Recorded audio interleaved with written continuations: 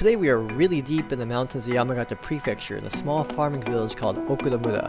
And we're joined here today by Mr. Saito. He's a wasabi farmer who's been growing wasabi here for over 35 years. And today he's going to let us into his farm where we're going to pick wasabi together. Then we're going to take it back to his shop, grind it up, and compare it to fake wasabi and try to see what the difference is. Alright, so from here we're going to enter the farm of Mr. Saito. And this farm right here, there's two farmhouses here. One farmhouse has wasabi that's been growing for a year. This one right here, the plants here, they've been growing for about 2.5 years, well, almost 3 years already, so they should be quite big. Now, one thing I noticed right away walking in, there's a big gravel pit right here, and my feet are getting soaked because there's these tubes around here that are constantly spraying water, spring water out here. That's for one, to irrigate the plants, but also to help control the temperature for the wasabi. いますので抜いてください。どうぞ。はい。全体を持って少しこう揺すりながら取れば大丈夫ですよ。Okay, so he's saying I grab the entire plant by its base. 何回もこうして。I have to shake it a little bit. Quick.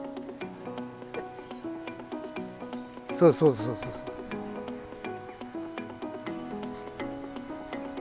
Gosh. Look here. There's probably like six roots here, and they're huge. They're like this big. All right, so together with Mr. Saito, we picked our first wasabi, and I'm surprised because I was expecting just to pick one root at a time, like this. But as you can see, it's like a huge clump of about 6 roots together. So this is a lot of wasabi, and when you think about this being $250 per kilogram, I really do wonder how much this is worth. Okay, I just learned something very interesting from Mr. Saito. It's that wasabi, the flavor of wasabi, the spiciness, is not just in the root, it's actually in the entire plant. So I picked a stem here, I picked a leaf, just like this. And if he's right, this should taste like wasabi.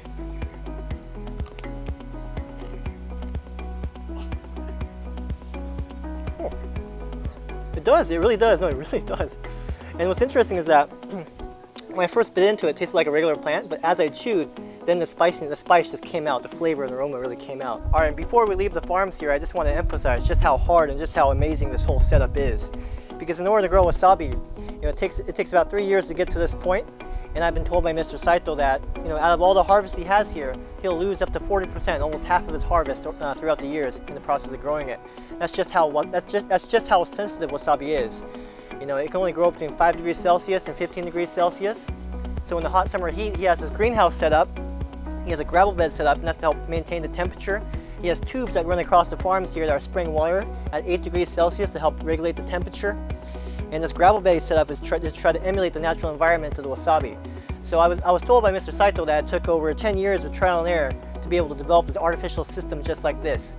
And since he first started testing it, it took up to 25 years. He's been doing this for up to 25 years. And the result is you have wasabi that he sells for around 3,000 yen per root. Alright, so now we're at Mr. Saito's factory, and here he prepares the wasabi and makes all sorts of products that he sells around Japan. And right now he's going to show us how he takes the plant of wasabi and how he prepares it into the wasabi root. Let's take a look.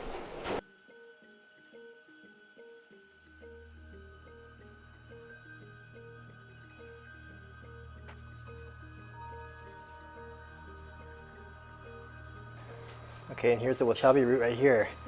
So Mr. Saito, he cut off all the roots, he trimmed the stems, and we have a very, very large wasabi root right here. I think that in America or overseas, this root here would fetch quite a lot of money, probably over $100. All right, so Mr. Saito, he cut up the wasabi further into smaller chunks like this, and this is going to make it easier for us to grade, it. And the grater right here is special because it's actually shark skin, dried shark skin. So it's very, very rough. And fun fact, if I were to bite the wasabi just like this, it wouldn't be spicy. It would be like a stem. It wouldn't be spicy, but as I chewed, it would slowly become more spicy. And that's because in wasabi, you have, as you break down the cells, there's a chemical reaction. And that causes the spiciness to rise over time. The spiciness should peak at about 10 minutes after we grate it. And it should drop off sharply after about 20 minutes. And after about 30 minutes, the spiciness should be gone. So anyways, we're going to try it, we're going to see what it's like, and we're going to taste it as it gets spicy. Okay, so we just grated this, and we're going to try it right now.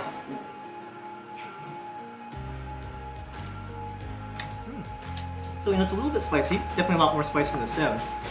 But because we just grated it, it's actually not that spicy. But it has a lot of flavor. It is actually not spicy. It's okay, it's not spicy. But it has a really, really great flavor. More so than spicy. It just has such rich aroma, really, really rich flavor. So we're gonna let this sit for a little while, and the spiciness should go up, and we'll see how it tastes. And Charla. So today I actually brought. You got the fake stuff. I brought some fake wasabi. Yeah. Let's compare it. So I think since it's been about 10 minutes, it should have quite a kick. Should be at its peak right now. Yeah, it's peak flavor. All right. So. Try some more of this one. No, I did. I'm scared. Is it gonna be really spicy now? This one should have a kick. It's nice how it's like, it's a subtle. It subtly gets spicier as you're eating it. It's not like you put it in your mouth and it's like, holy crap, like usual. Like it gradually gets spicier and then it kind of goes down. Now compare it to this. Oh, that's a lot? Yeah, you have to do a lot, yeah. I'll do it too. I'll do a bit more. I'm not gonna eat that much. Don't put that whole thing in your mouth. Are you crazy? Okay, here we go. Okay. Tastes so different. Now that I know that they put like karashi, they put karashi in it, right? Yeah. You can really taste the mustard that's added to it. It's nothing like the real thing. There's nothing like it. There's nothing like it. Keep it way I put way too much. Like it makes my eyes water. But it's like it's hitting you really hard. Feel it there. No, the flavor too is just way better It on the is. wasabi. It's just so fresh. much better. Because it's pure and it doesn't have the mustard powder in it. It's so different. That's very different. That's it's shockingly different. So again, I compared some of the fake wasabi that you see in restaurants and markets with the real wasabi. You know, when I was thinking about making this movie, he's saying we need to keep doing it. But when I was thinking about making this film, you know, I was thinking that the difference would be subtle. I was thinking that maybe I might have to even exaggerate it a bit, but it's night and day. It's not. You can't even compare the two. This one is just. I'm not going to be able to go back to fake wasabi for a while now after having this. Alright, so Mr. Saito, he told me something very interesting too, is that, you know, as we experienced that the real wasabi, it doesn't really have that punch, it's not so spicy, but we really commented about how it had that really rich aroma, that really rich taste. And so Mr. Saito said, yes, that's exactly right. Because real wasabi is not about that spicy punch. It's all about the aroma and the taste that it adds. And that one interesting thing about wasabi for sushi is that wasabi has a neutralizing effect to bacteria on the raw fish. So in olden times, wasabi was very important because it helped keep people safe when they ate sashimi. And actually, we have sashimi straight from the port of Sakata. I went there this morning to buy it before I came here. This is fresh sea bream. So we're gonna try it with some shoyu and some real wasabi.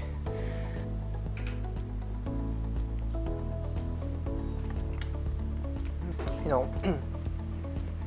I put a pretty large chunk of wasabi on that piece of Thai just now, but you know, normally if I did that, I feel the wasabi, the spice of the wasabi would overwhelm the taste of the fish for that one moment, and then it would go back down, and then I could taste the taste of the fish. But when I ate the fish with the real wasabi, you know, the wasabi never overpowered the taste of the sea bream.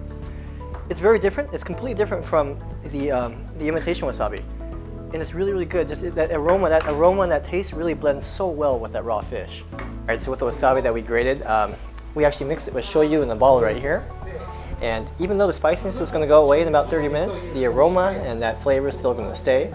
And when you blend it with shoyu, it tastes really, really good. So we're going to bottle this, and for the next 3 or 4 days, we're going to be able to enjoy this with various types of food like tofu, sushi, and really anything we want. So here's the bottler. Just like that. Here we go. Alright, so right here we have some wasabi. This is a form of wild vegetable that grows natively here in the mountains in Yamagata. So we're going to put some wasabi on them and dip them in shoyu.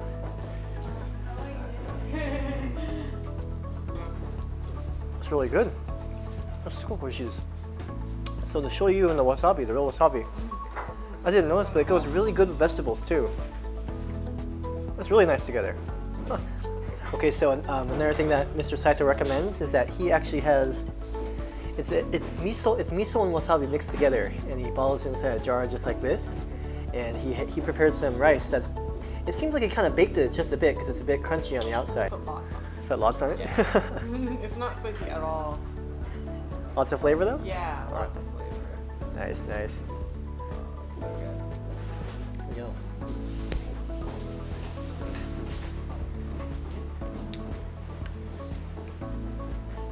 That's really good. that's really, really good. That's my favorite thing that we've eaten today. Okay, so we finished up here today with Mr. Saito.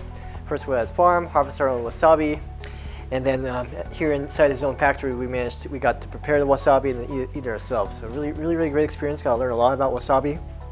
And I learned something interesting too, is that on packaging like this, not just this brand, but on most wasabi around Japan, you'll see that they write real wasabi. And the reason why they're able to say that is because they'll use just a small part. Because the whole wasabi plant is wasabi, they could just add in a little part of the root or a little part of the stem, and then technically they can classify it as real wasabi. And you know, I asked him, and then I said, okay, so what do you think about imitation wasabi? And he says, well, you know, it's not entirely bad, because the reason why you don't often see real wasabi used in restaurants is because, for one, it's so expensive, and two, because in order to prepare wasabi for guests, the chefs would constantly have to be grinding the wasabi in front of the guests. And even when they first grind it, they can't serve it to their guests for about 10 minutes. So in order to get that timing right between the time when you grind it and you serve it to the guests, it's just very hard. So he was saying that even high-end restaurants, high-end sushi restaurants will still use imitation wasabi. But that being said though, if you do get the chance, I do highly encourage you to try out the real wasabi. It's totally different from imitation wasabi. As far as I'm concerned, they're two entirely different things. I like both, but I gotta say that the aroma and the taste of real wasabi, it's really something special, and I definitely prefer it over the other.